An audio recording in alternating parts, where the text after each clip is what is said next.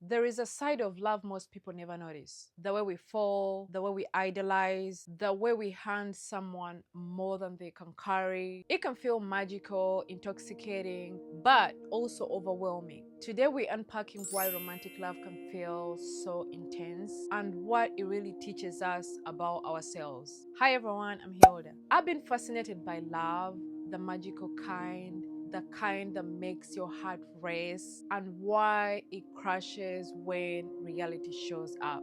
In this video, we're diving into romanticism, projections, and how to move from fantasy to grounded, lasting love. Falling in love is not just a feeling, it's a deep projection of ourselves onto someone else. When we fall in love, we are not seeing the person clearly. We are seeing our idealized inner image, something like my divine match or my perfect partner. In simple terms, we put our best, most beautiful part of ourselves onto someone else. It's like we're saying, oh my God, you're everything I wish I could be. And this is why falling in love feels overwhelming. It feels like meaning, purpose, and delight all at once. Let's talk about the difference between love and loving. Falling in love feels intense, overwhelming, it feels transcendent, it doesn't feel real. Loving someone feels grounded, realistic, it feels human, accepting of flaws. What I'm trying to say is falling in love feels divine and loving someone feels human.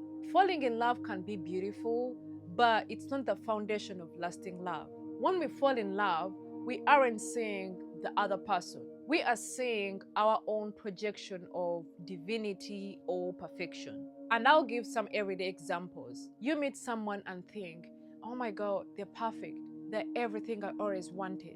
But that perfection that you saw in them is often a fantasy. That's not their real character. This is something like looking at someone through a rose-colored filter.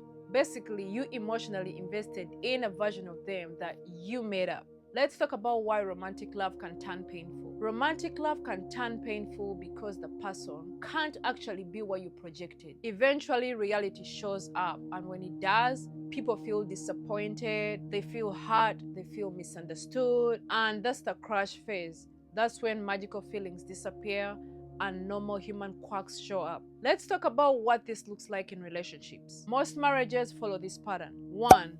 Attraction or falling in love. 2.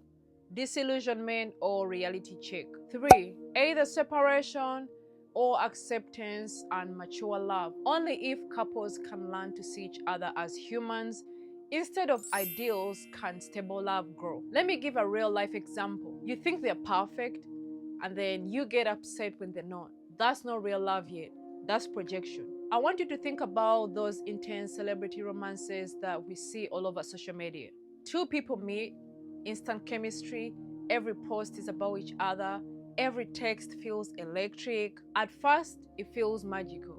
Every moment feels intense, thrilling. It's like living in a rom-com or scrolling through someone else's highlight reel. What does this teach us? It teaches us that romantic life can be bigger than life itself, like a spiritual high. It also teaches us that if you try to live at that intensity constantly, it can be overwhelming, exhausting, jealousy, and conflict often follow. It also teaches us that love has energy, but our everyday human life can't carry that much all the time. I'll give some everyday examples of that point.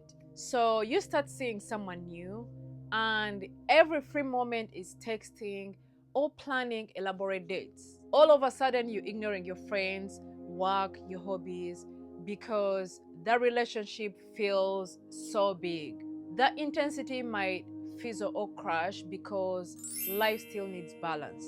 Let's talk about why romanticism is powerful in modern culture. Western culture elevated romantic love starting from the Middle Ages. This is why novels, art, movies glorify intense, passionate love. We expect magical feeling instead of steady companionship. This makes love feel essential, overwhelming, and faded. But that's the emotion talking, not the person. The key shift in love is moving from fantasy to reality. When we project, We expect the other person to be perfect, exactly what we imagined in our minds. Real love, on the other hand, is recognizing that this other person is human, they have flaws, they have quirks, and choosing them anyway. Projection is fragile and unstable, while real love is steady, grounded, and lasting. Real love is grounded, accepting, human scaled, based on reality. That's why so many relationships feel good at first and then they struggle, because the initial intensity was projection and not real love. Romantic love begins as a projection, but lasting love begins when you see the real person,